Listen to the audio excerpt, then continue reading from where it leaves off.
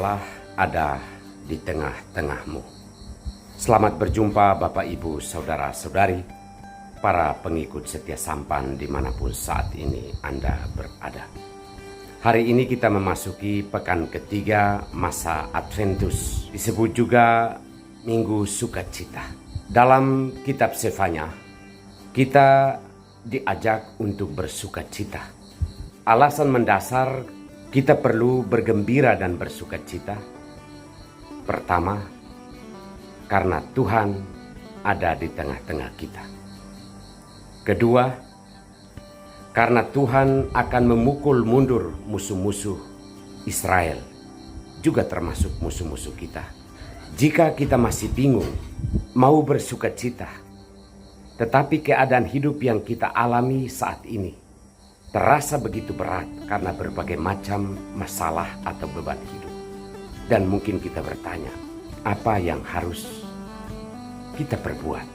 Kepada orang banyak, Yohanes mengatakan, jika punya 2 baju, berikan kepada yang tidak punya. Dan jika punya makanan yang lebih, berikan kepada mereka yang tidak mempunyai makanan.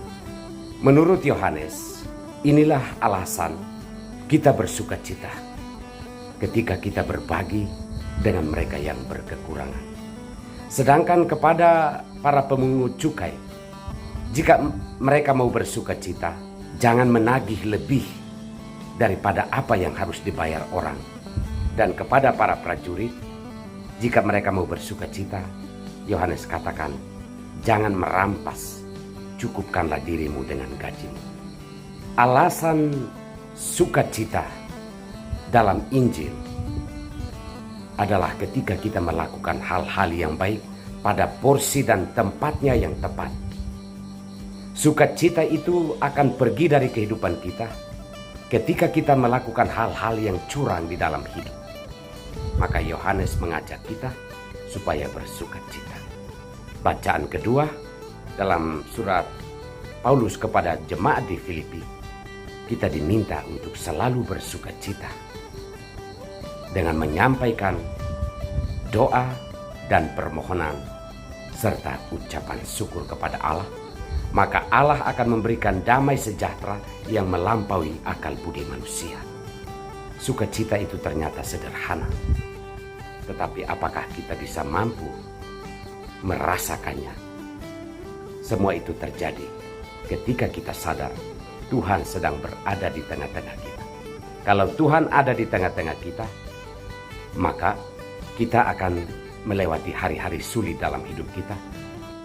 Kalau Tuhan ada di tengah-tengah kita, maka kita akan berbagi pakaian dengan mereka yang tidak punya. Kalau Tuhan ada di tengah-tengah kita, maka kita akan berbagi makanan atau rezeki dengan mereka yang tidak punya. Kalau Tuhan ada di tengah-tengah kita, maka kita tidak akan menuntut orang atau menagih lebih dari apa yang harus diberikan orang. Dan kalau Tuhan ada di tengah-tengah kita, maka kita tidak akan merampas. Dan kita selalu belajar untuk mencukupkan hidup kita dengan apa yang kita miliki. Jika demikian, patutlah kita bersukacita. Tuhan memberkati kita semua.